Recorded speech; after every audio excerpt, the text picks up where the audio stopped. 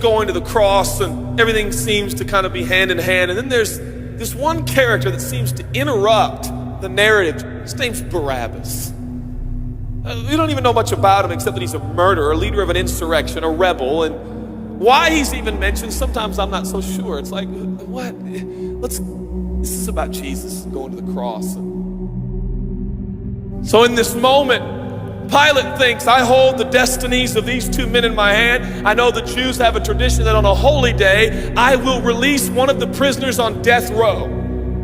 Pilate stands on this audacious stage, who now presents Jesus, Son of the living God, versus Barabbas, the thug and rebel.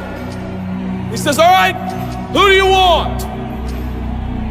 This is blasphemy. This has gone too far. There's no comparison.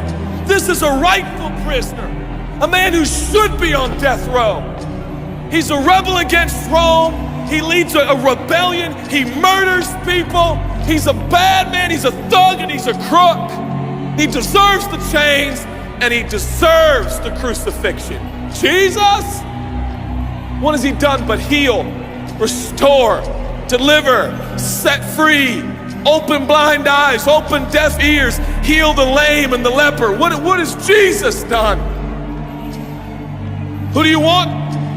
We want Barabbas. Yeah, give us Barabbas.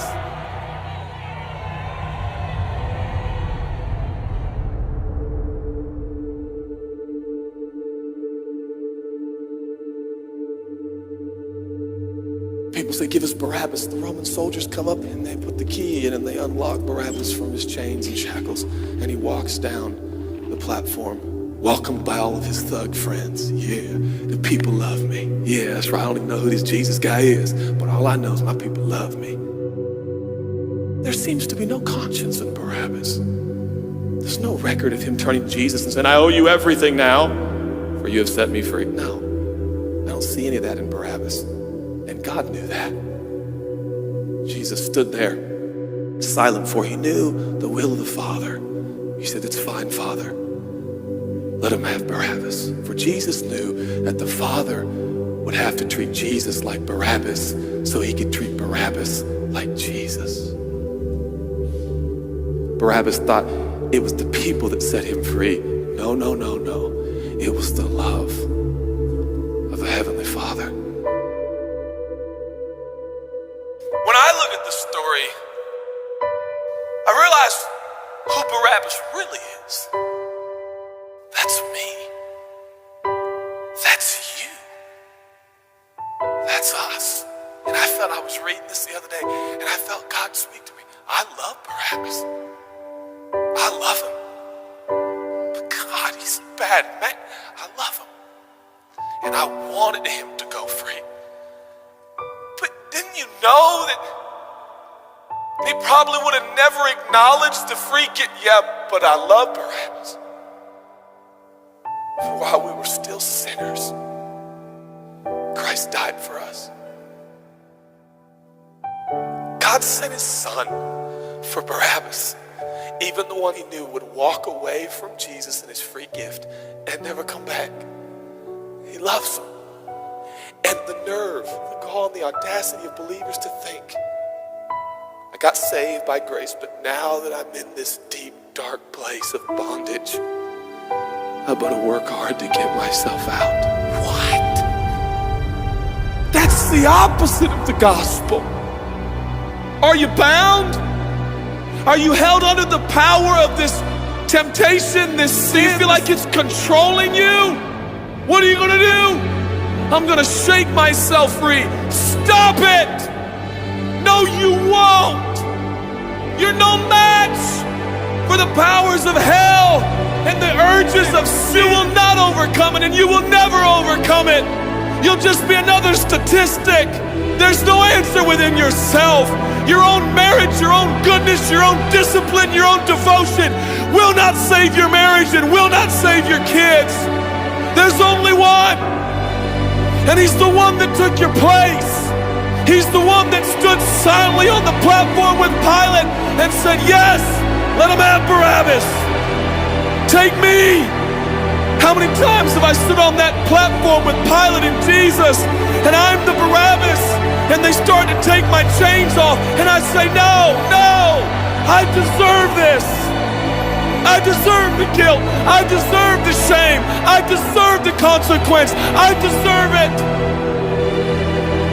Jesus seems to look at me and say, no, son, let me have it.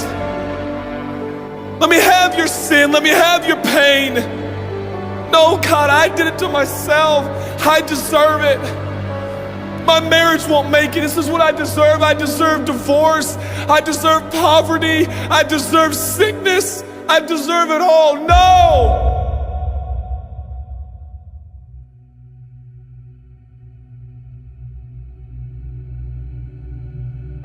God, I'm so ashamed. Give me your shame. But God, what if I do it again? I'll still be here. Oh God, I don't want to hurt you.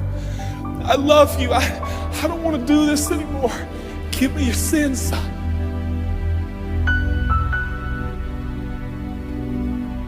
This is all we got.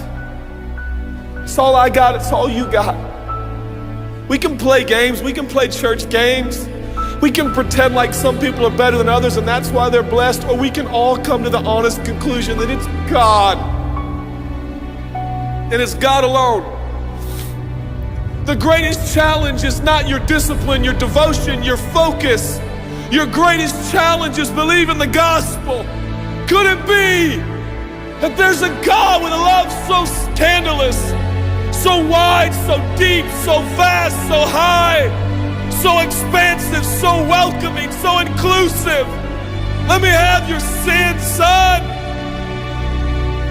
Okay. And I give him my sin. And I stand in this empty space of forgiveness and acceptance while Jesus walks off to the cross that I deserve. I see him walking to the post to be whipped.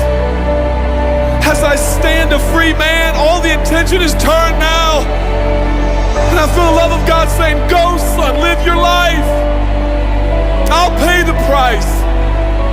Where did we get off thinking that we were gonna set ourselves free? It's still Jesus. It'll always be Jesus. It'll never stop being the power of Jesus. If his blood is sufficient for your salvation, his blood is sufficient to sustain you through every challenge and every sin and every temptation. Jesus is enough.